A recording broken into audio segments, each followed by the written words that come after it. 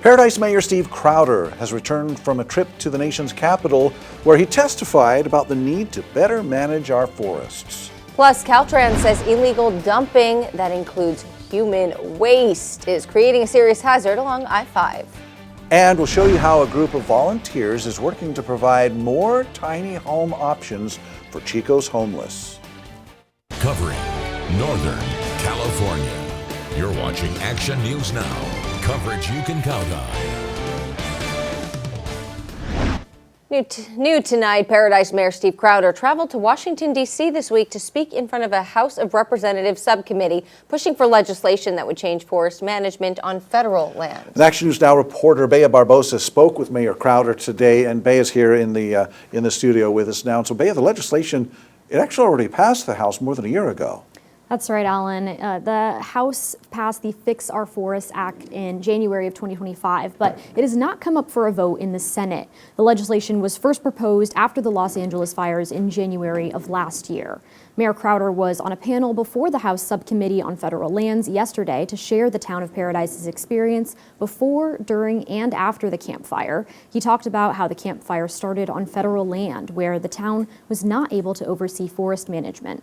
Crowder urged Congress to pass the bill, saying proactive forest management is essential to public safety. I don't think anybody in there disagreed with what needs to be done. Hopefully we can remove politics from the situation and just pass something because it's good and it's the right thing to do, and it's going to help. It's not just going to help California. I mean, Oregon has its issues, Washington, Colorado. It is not unique to California. Crowder told representatives that one of the biggest barriers to getting federal properties cleared of brush is the need to go through the National Environmental Policy Act, or NEPA. He says that can sometimes take a long time. One example he shared with me today was a plot of land that took 3 years to get the go-ahead to thin the brush. And the bill has come before the Senate Committee on Agriculture, Nutrition, and Forestry and is now eligible to be called up for debate on the floor. But just because it's eligible, that does not guarantee it will come up for a vote in the Senate. So, Bea, are there any differences between the House version and the Senate version? Yeah, actually, there are 16 amendments that the Senate committee made to the House version of the bill. One approved amendment added tribal representation to the Wildfire Intelligence Center Board, but because there are differences between the two bills, if it's passed by the Senate, it's going to have to come back before the House for their approval on the bill with amendments. That's how it works, I guess. Yeah. Thanks, Bea. Well, new at 6, the Oroville man arrested for detonating a homemade bomb at his former girlfriend's apartment complex pleaded guilty today.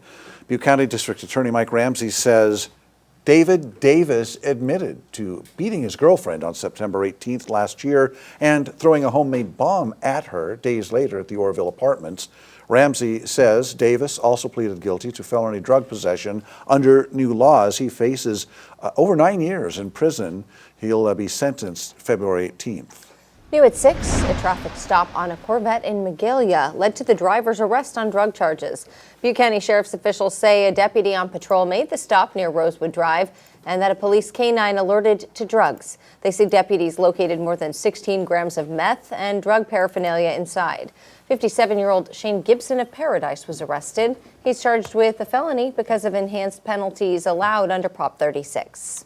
New tonight, an Oroville man convicted of using a machete to damage trees at an Oroville park has now been sentenced to 4 years in prison for assaulting his girlfriend and her dog with a machete. Charles Hypes Jr. was convicted of using the machete to hit the dog because it had bitten him, and Hypes said he believed the dog was possessed. The girlfriend intervened, and she was hit by the machete by accident. She was taken to the hospital and had to have several staples to her head. The dog was cut on the right shoulder, but has since recovered. A call for service at a Bangor home ended in a drug and gun arrest. The Butte County Sheriff's Office says they raced out to Robert Vanderplug's home on Sweets Flat Road on Monday. They say the 52-year-old had a felony arrest warrant and that he was on probation. A probation search turned up apparently rifle, ammunition, and drug paraphernalia. And since felons can't have guns, police arrested Vanderplug and took him to jail. Well, here's time-lapse video from Alert California's camera Morgan Summit, which is looking over Tehama County and showing us blue skies and a little bit of snow in those higher elevations. Not a lot going on there to even tell that it's a time lapse. No, yeah. A couple of wispy clouds there. So really a blue sky day, Howie. Another beautiful day here in Northern California, and I'm going to enjoy them. I mean, I think everyone should, because don't worry, the rain and the snow is going to arrive back here in Northern California. But at the moment, we're going to enjoy the beautiful weather. It's cooled down a little bit now, closer to 60 in the valley, up in the mountains where we saw the mid-50s. Some spots already dropping down into the low to mid, even the upper 40s in a few locations. Now, check out our winds. For the most part, they're on the lighter side, and we haven't had problems. And I'm talking about the problem that started around Thanksgiving. That was the fog, the dense fog staying in the San Joaquin Valley south of Sacramento, where they have a dense fog advisory. But really, just here and there, maybe some patchy fog where visibility's right now looking really good. Either way, if you encounter the fog, drive on the safe side. That should be the rinse and repeat through Friday before we start to see a cool down over the weekend with rain and snow chances. We'll talk all about it. Thanks, Howie. Well, new at 6, Caltrans is sounding the alarm over illegal human waste dumping along Interstate 5 between the Oregon border and Corning. District 2 says every 90 days it has to pay about $9,000 for a specialized cleanup crew. During the most recent cleanup, workers collected 9 55-gallon barrels filled with human feces. Caltrans says it puts workers at risk, it harms wildlife, and threatens nearby waterways. Illegal dumping can be a $1,000 fine. The North State Shelter Team is exploring plans to provide tiny homes for homeless people in Chico, but leaders say there are hurdles to getting the project started. Action News Now reporter Sade Pullen joins us live from Park Avenue. Sade, they say Chico's homeless crisis is driving this effort.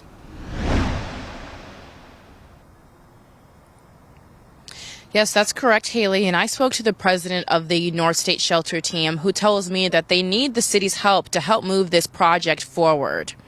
The North State Shelter Team, or NSST for short, is a volunteer nonprofit working to help reduce homelessness in Chico.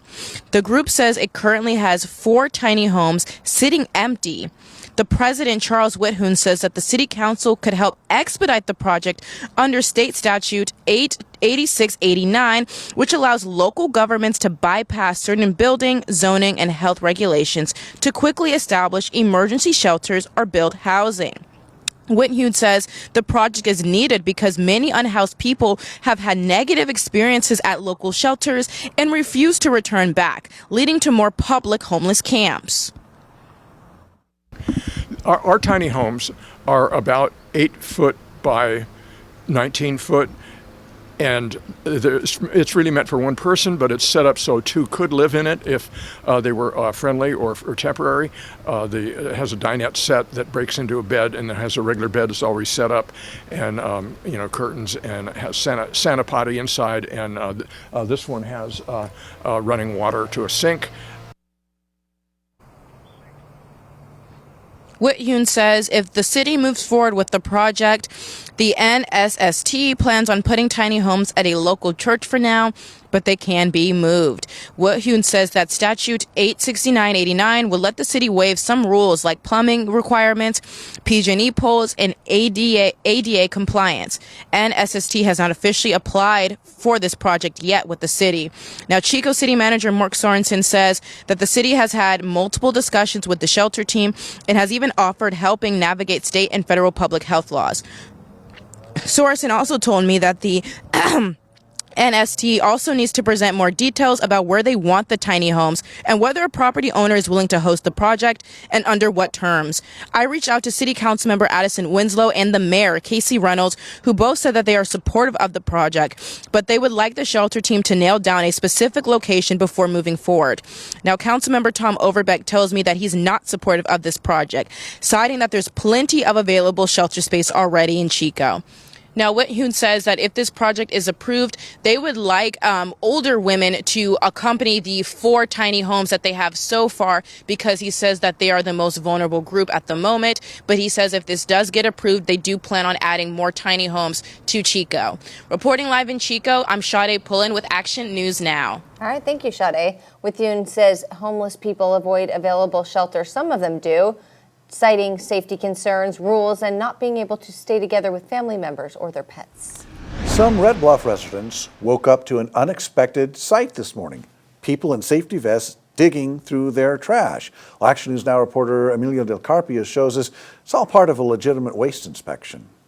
Just after 8:30 this morning, Red Bluff resident Martin Gonzalez stepped outside and saw strangers digging through his trash bins. It turns out they were officials with the Tehama County landfill. They were going through the trash about, with certain products not being thrown in the right trash can. They didn't give us information why they're doing it. Did you get any notification, or did you just wake up to people going through your trash? I did not get any notification. I woke up and noticed that they were already going through it. I just thought oh, did we get in trouble? Trouble Gonzalez was not in. What Gonzalez witnessed wasn't enforcement. It was part of an effort by Green Waste of Tehama to better understand what the community is throwing away and how. To get clarity on why crews were inspecting trash bins, I went up to Green Waste of Tehama to speak with Sustainability Coordinator Max Bartlett. We were doing a collaboration with the landfill agency here in town, and we were doing what we were calling a recycling audit. The whole point of this was not to gather information or look for any specific material, but we wanted to see exactly how people were disposing of their waste, so we, from an educational perspective, could go back and cater our education and our outreach directly to the issues that people are having. The outreach is meant to show residents how to properly sort and dispose of their waste.